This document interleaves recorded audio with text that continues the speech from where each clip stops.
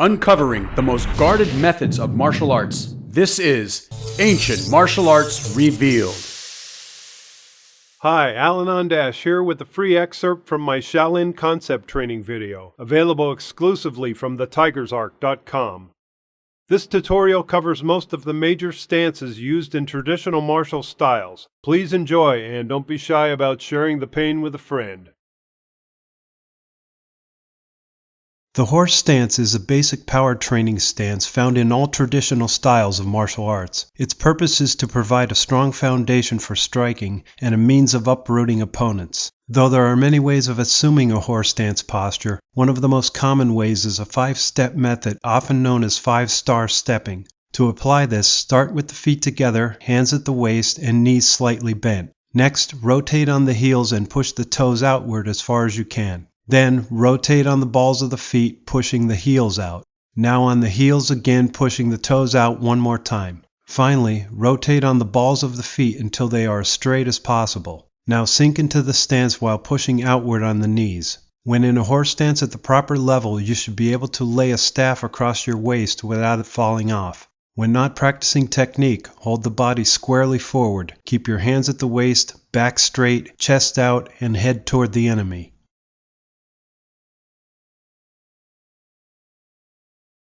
The traditional back stance is both a striking posture or transitional, commonly used to carry striking power from a horse stance to a forward, bow and arrow, or other stance. During most transitions using this stance, weight is shifted to the rear foot, then used to bounce power off the front foot, thus encouraging explosiveness. To assume a back stance posture, start from a horse stance, then turn the front foot on the heel until it is facing outward 90 degrees for karate, 45 degrees for kung fu. At the same time you turn your front foot, you must simultaneously shift your weight toward the rear foot until the load there is 60 or 70%. Make sure the body remains sideways and the front knee is bent toward the toes. Keep your hands at the waist, back straight, chest out, and head toward the enemy.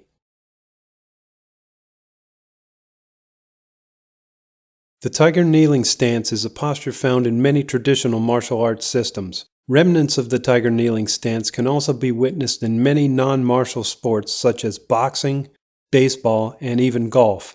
The purpose of this stance is to deliver fast power from the rear foot and bounce it off the front foot in order to induce explosiveness and ensure proper wind and release characteristics. To assume a tiger kneeling stance, start from a horse stance, turn the front foot outward to 45 degrees, then turn the rear foot on the ball until it faces inward at 90 degrees. Be sure that the knee of the rear leg is bent enough to be positioned above the middle of the stance. When not practicing technique, the body should remain squarely forward. Keep your hands at the waist, back straight, chest out, and head toward the enemy. The closed groin bow and arrow stance is primarily a staple of Shaolin Kung Fu, but is evident in a few other traditional martial systems as well. Its purpose is primarily for whole body weight power at long range, but it can also be used to uproot or throw an opponent. To assume a proper closed groin bow and arrow stance, start from a back stance with the front foot at 45 degrees. Then, by rotating on the ball of the rear foot, push the heel backwards to 45 degrees, while at the same time turning the body forward and pushing the front knee toward the toes. Unless you are performing an actual technique from a closed groin bow and arrow, the body should remain squarely forward in order to keep equal isometric pressure on the legs. Keep your hands at the waist, back straight, chest out, and head toward the enemy. The open groin bow and arrow, sometimes called straddle stance, is another staple of Shaolin Kung Fu, but is also evident in other traditional systems. Its purpose in conjunction with the closed groin bow and arrow is to allow a practitioner to execute multiple whole body weight techniques without moving the feet. The front knee of the open groin bow and arrow may also be used to plow into the groin of an opponent. To assume a proper open groin bow and arrow stance, start from a closed groin bow and arrow, then turn the body and waist from forward to sideways without moving the feet or allowing the knees to shift out of position. Keep your hands at the waist, back straight, chest out, and head toward the enemy. The twisted stance is another icon of traditional martial arts, immensely important because it provides the practitioner with the ability to change directions very quickly while blocking or striking. It is also excellent for the setting up of certain kicks such as turn side, turn roundhouse, or turn hook kick. To assume a twisted stance position, start with the feet shoulders distance apart and the knees bent. Next, rotate on the heel of the front foot and the ball of the back foot simultaneously until the body is facing in the opposite direction. The rear foot should always turn inward to 90 degrees with the knee following accordingly, and the front knee should be bent over the toes. As an important side note, the ending posture of the front foot may vary according to what the forthcoming maneuver may be. For example, if the next move out of a twisted stance is a cat stance, then the front foot stops at 45 degrees so that when it becomes the back foot, it can be at the proper location for securing power. If the next move is a kick, the front foot turns 90 degrees to allow more freedom in the waist when executing the kick. When practicing, keep your hands at the waist, back straight, chest out, and head toward the enemy. The cat stance is another popular traditional martial trait. Its main purpose in fighting is to keep all or almost all of the weight on the rear foot so the front foot can execute fast kicking maneuvers. The front knee of the cat stance may also be used to plow into the groin of an opponent. To assume a cat stance, place the rear foot at 45 degrees and bend the knee. Then, move the front foot outward and up on the toe whilst keeping at least 90% of your weight on the rear foot. The distance between the front and rear foot may vary according to the style you practice or the technique you are setting up, but the front foot is directly in line with the heel of the back foot in either case. When not practicing technique, be sure that your body is squarely forward to ensure proper weight and knee joint placement. Keep your hands at the waist, back straight, chest out, and head toward the enemy. The T-style cat stance, though important to traditionalism, has been lost in more modern martial systems. The purpose of the T-style, in accordance with the standard cat stance, is to give the practitioner the ability to use whole body weight power 2 or more times without moving the feet. The front knee of the T-style cat may also be used to plow into the groin of an opponent. The weight variation and distance between the front and rear foot follow the same guidelines as a normal cat stance. To assume a T-style cat stance, start from a standard cat, then turn the body and waist from forward to sideways without moving the feet or letting the knees sway out of position. Keep your hands at the waist, back straight, chest out, and head toward the enemy. The flat-footed cat stance is an authentic stance often used as a transitional for purposes of setting up certain techniques. The foot alignment and body posture of this stance is similar to a normal cat stance, but since the front foot is flat and outstretched a little more, the weight variation is shifted to about 80-20. The front foot of the flat-footed cat stance always slides into place when setting up to deliver techniques, as this increases the subtlety of the maneuver. To assume a flat-footed cat stance, start from a normal cat stance position, then put your front heel down where your toes were and flatten out your foot. Once you learn the proper distancing of this stance, you can then practice sliding it into place. When not practicing technique, be sure that your body is squarely forward to ensure proper weight and knee joint placement. Keep your hands at the waist, back straight, chest out, and head toward the enemy. Though one of the more delicate postures of martial traditionalism, the closed cat stance has many important functions, such as protecting the groin from attack, evading an attack to the leg, transitioning from one move to the next, or setting up for a kick. The stance itself can also be used as a block, then used to provide a counterattack. To assume a closed cat stance, start with both feet together, then slide one foot backwards until the toes are even with the middle of the other foot. Sink down as low as you can while keeping at least 90% of your weight on the base foot. Keep your hands at the waist, back straight, chest out, and head toward the enemy. The crane stance is a traditional posture used for evading kicks, blocking with the foot, upward knee striking, and the preparation of other kicks.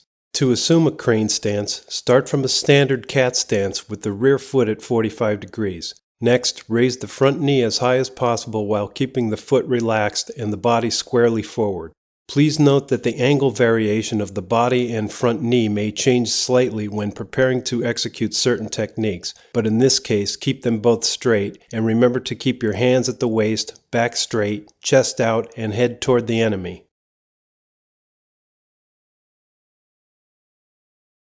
The T-style crane stance is another important traditional asset that is absent in many modern systems. The T-style crane, in accordance with the standard crane stance, serves to aid in the ability to use whole body weight power 2 or more times without moving the feet. The knee striking power of this stance is also more forward than upward. To assume a T-style crane stance, start from a standard crane, then turn the body and waist from forward to sideways without moving the feet or letting the knees sway out of position. Keep your hands at the waist, back straight, chest out, and head toward the enemy.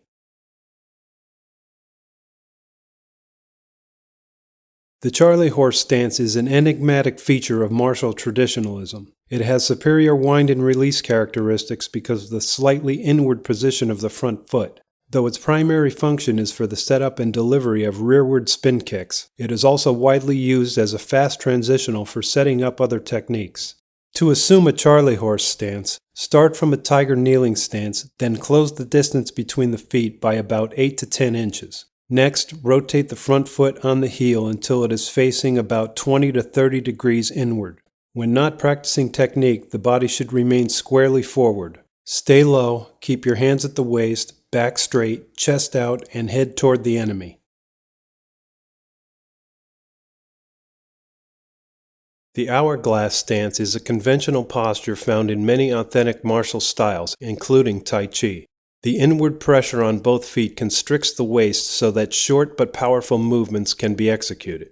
The hourglass stance also serves as a great transitional, thus allowing a practitioner to move quickly from certain stances to others. To assume an hourglass position, start with the feet together, hands at the waist, and knees bent. Next, rotate on the balls of the feet and push the heels outward as far as you can. Then, rotate on the heels, pushing the balls of the feet out. Now on the balls of the feet again, pushing the heels out one more time. Sink down as low as possible while making sure that the knees remain bent over the toes. The body should remain squarely forward when not practicing technique. Keep your hands at the waist, back straight, chest out, and head toward the enemy. The kneeling stance is another traditional posture used for attacking at low angles. Its fast switching capabilities can be used to hit 2 or more times with whole body weight power. It can also be used as a strike itself or as a means of undermining an opponent.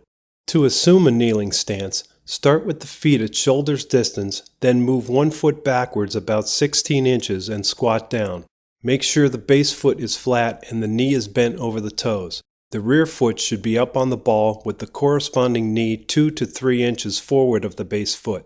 The body should be straight forward when not practicing technique. Keep the groin closed, hands at the waist, back straight, chest out, and head toward the enemy.